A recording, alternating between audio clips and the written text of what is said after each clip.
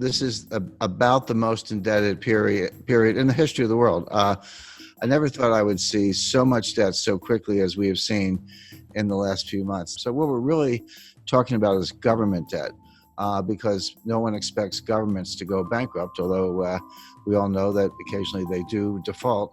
We've seen many cases of that, but certainly not the United States or the UK or Spain or France. No one expects any of those countries to default anytime soon. But the way I think about debt is I use the debt to GDP ratio, because debt is not automatically a problem. It may be a problem or it may not be a problem. It all depends on how much income or output you have to service the debt. So just to give a simple example, let's say you have a credit card and you have a $50,000 balance on your credit card. You owe the bank $50,000. Is that a problem?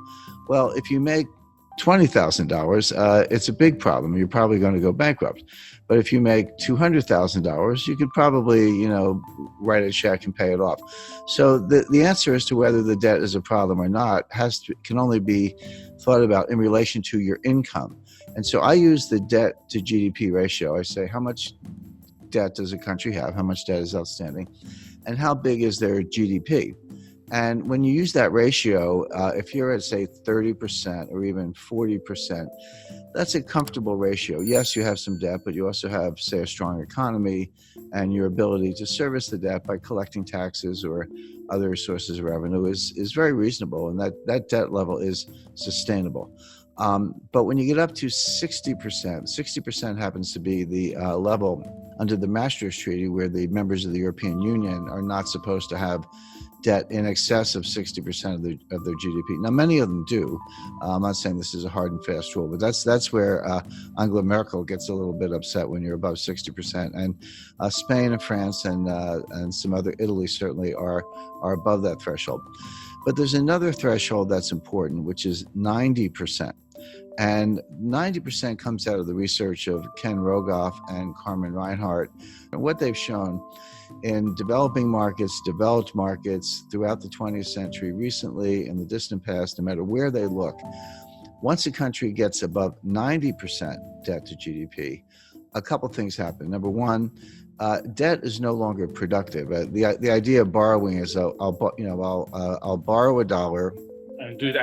I'm going to do something with that money. Huh? Yeah, I'll borrow the $1, I'll spend the $1, but I'll get $1.20 of GDP because, I'll spend it on something, but then the recipient, he'll spend it, and then someone else will spend it. And by what's called velocity, or the turnover of money, you'll actually get more than you borrow. That's Keynesian economics, very simplified version of it.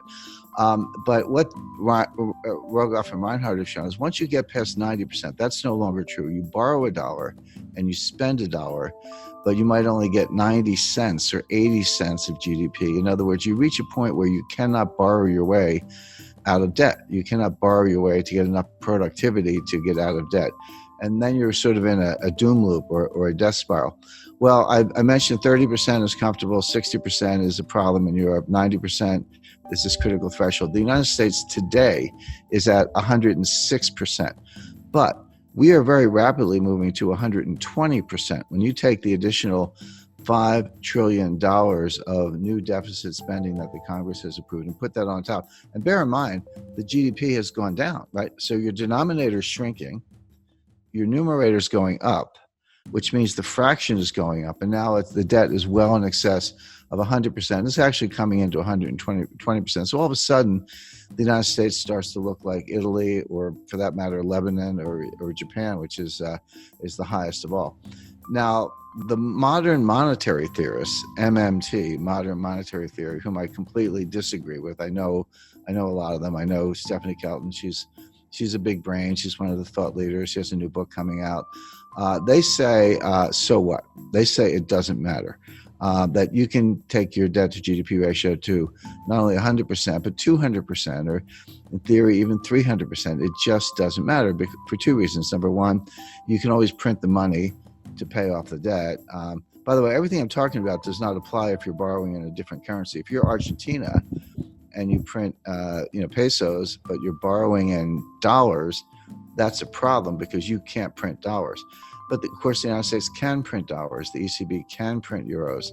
Bank of Japan can print yen. And if that's the currency of your debt, just print up the money. What's the problem? And they have other solutions. If inflation starts to take off, just raise taxes. I'm not so sure about that. You've borrowed yourself into oblivion. You get inflation, and you think you can tax your way out of it. That doesn't sound like a very good way to go. But the bottom line is that all the countries, starting with the United States, but all the major developed countries, are now in these sky high and rising debt to GDP ratios. Now the question is, what's going to happen next? Interest rates are extremely low. The central banks have made them low. So the debt service is not that great. The debt is huge, but if you're only paying, a fraction of 1%, it's not as if you're incurring a lot of interest expense, which of course adds to the deficit. So that's the first thing. We don't have inflation. People who say that, the money printing that the central banks are doing to buy the debt, which they are, is inflationary. That's not true. That's a kind of gross misunderstanding, comes out of Milton Friedman, et cetera. It's not true. What does cause inflation is velocity, which is the turnover of money. People lose confidence in money, and they spend it, and someone else gets it and they spend it. Everyone's spending it because they want to run into hard assets, land, gold, silver, fine art, real estate, et cetera, or just buy a car because they think the price is going up, or a refrigerator, whatever it is. If you get that kind of velocity, inflation can happen very quickly. And we saw this in the late 1970s. So the real warning is not that any of these countries are going to default on their debt. They're not going to default on their debt because they can print the money. The danger is inflation. Now, if you said, do I see inflation right now? Absolutely not. We're going to see deflation, which is a different kind of danger. Deflation causes debt defaults because Japan has been trapped into that for 30 years. Yeah, and Japan's been in a depression, in my view, since 1990. My view, the U.S. has been in a depression since 2007. We're in our second lost decade. Japan's entering their fourth lost decade. But it's as if all the countries in the world are getting more and more like Japan.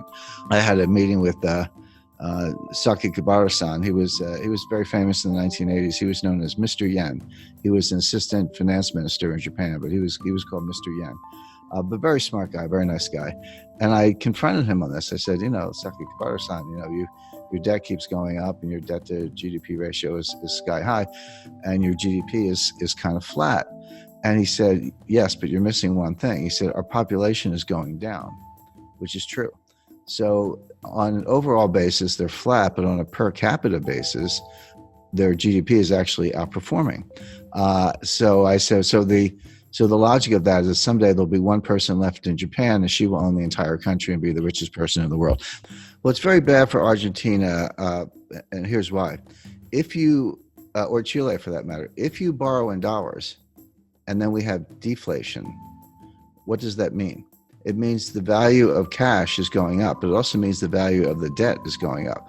So even if you have very low interest rates, which we do, when you borrow in dollars and the dollar is worth more, that's what deflation is. Your dollar is worth more. That means your debt is also worth more, meaning you owe more debt in real terms. The nominal debt's the same. So if you borrow 100 million, you owe 100 million. That doesn't change. But if you have deflation, so that the 100 million is actually more valuable. See, this hasn't happened since the 1930s. People don't understand. No one alive has really lived through a strong deflationary period. A lot of us have experience with inflation. We had it in the United States in the late 70s, and you're right, Argentina's had it on multiple occasions, and we can name other countries. People have a sense of what to do in inflation, but no one alive has experienced serious deflation since the 1930s.